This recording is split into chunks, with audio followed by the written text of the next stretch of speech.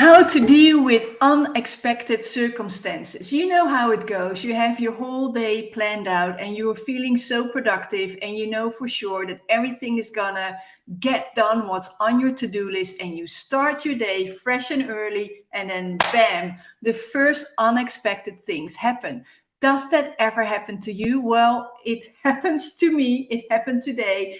And I thought, let me share with you how to go about this, because I know a lot of people get stressed, get overwhelmed when unexpected things happen. And this is how my day went, and this is why I wasn't frazzled or overwhelmed. And I want you to take this away so you can actually take it on board as well. So first of all, what really helps is when you determine every day your 3 most impactful actions of the day. The 3 things that are for sure going to help you to get closer to your goal. So if you are a driven business owner and you are in business to make money, which I take you are, then those 3 things are aligned to the actions that help you to make money. The most direct ways to make money, the most impactful ways for you to connect with your new clients or to actually perform the work that gets the money in. Those are the 3 most impactful actions. Now, there's a reason why I'm asking you for only 3 and not for 10 or 15. Even though your to-do list might have 15 things on it, maybe 50, if that's the case, you and I need to talk for sure, but only 3, because no matter what curveball life throws at you on any given day, you will for sure be able to finish those 3 most impactful actions. So that's what happened to me. I am going for Paris tomorrow. So I started my day packing my suitcase. I felt great because I'm not that organized. I always pack like an hour in advance. But this time I thought, I'm packing early. Then my love told me, you can't pack right now because we have somebody coming over soon, so you can't pack. I was like, okay, that wasn't what I was planned, but that's fine. I'm putting it on hold right now. Okay, so there's nothing major happening. It's just a reshuffling. And that's what often happens when you get something unexpected. It might throw you off for a bit because you weren't expecting it. It might mess up with your planning because you were planning to do it now, but it just requires you to readjust your priorities. And let's be honest, that's what we do all the time, or we should do all the time. We should always focus on what are my priorities right now? What should I focus on? Hi, Raj. It's really important to make sure that you have your priorities in place. Now, the reason why it often goes wrong with unexpected events is because we, as business owners, tend to only see business priorities. But our life is more than just our business. We have a life. We may have a family. We may have children. We may have friends.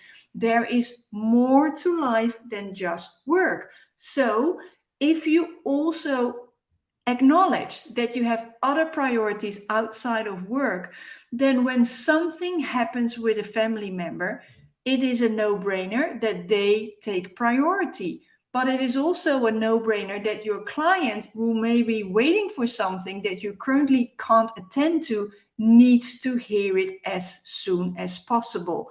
When things start to change and you foresee that you're unable to do this, I will touch on that later, you will need to be proactive.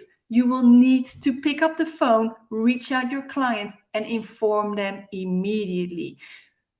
Damage control is essential. But if you have the 3 impactful actions of the day, and yes, that should include client work, like I said, then it is a very rare occasion when, even with an emergency, you can't attend to those priorities, because even though you can't do it at the time you planned, you may be able to do it after hours. You may be able to do it the morning waking up next morning earlier.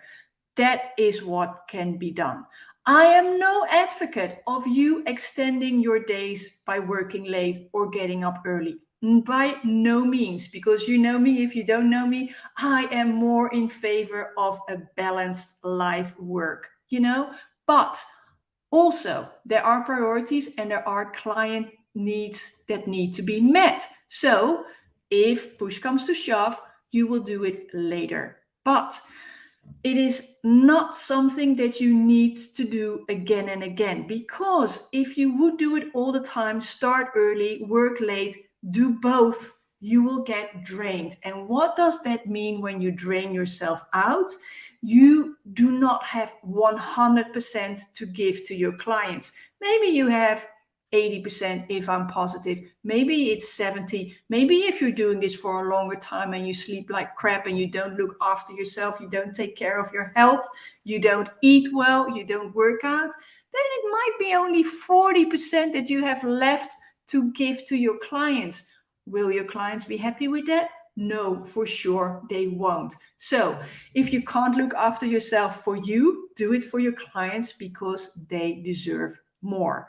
So what I really want to say is that you need to start with your 3 most impactful actions.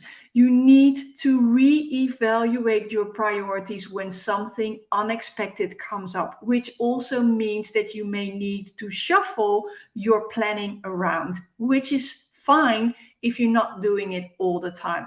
If you, by the way, have to do this a lot, something is off with your planning. Something is off with your boundaries and your priority setting. We need to talk because something isn't going right. And it can be that something unexpected is happening, but if it's all the time, if your planning is all the time, messed with, something isn't adding up and you need to work on something else. So come speak to me because I can help. Now, the reason why a lot of us get stressed when something unexpected happens is because a lot of us, and I used to be one of those for sure, we work on things that are important and urgent. That makes us stress out when something interferes with the deadline we had in mind. But I have to do it now because it's so urgent and it's so important. If that is you, and if you're constantly working on urgent and important matters, things need to change. If you ever heard of Stephen Covey and the habits of the 7 habits of effective leadership, he works with a matrix, which is amazing. And he also says, do not have all your activities be urgent and important. Rather, work on the important matters that aren't urgent. And when you go like, I don't really get it, because the first time when I heard this, which is years ago, I was like, how can he say don't work on urgent and important? Because all I do is urgent and important. This is a telltale that your planning and the way you've set up your business isn't working for you. This is a telltale that things need to change. Because if you are in control and if you do it well, allowing you to grow your business with ease, allowing you to grow your business without working day and night, you will focus on the important matters. And only when an emergency occurs, they will become urgent and important. So if life throws you a curveball, if something unexpected is happening and it totally gets you out of whack because it's not just today, but it has a domino effect on all the days coming and on everything that's happening right now in your business, you need to come and speak to me. Because honestly, if we put a strategy in place, you can move from urgent and important to important matters, allowing you to deal with unexpected events happening again and again. So this is what I wanted to share with you today. Focus on your 3 most important matters, reprioritize, reshift your planning, and make sure that most of your activities are important, not urgent and important, so you can deal with the curveball. Any questions? Let me know, because I would love to hear from you.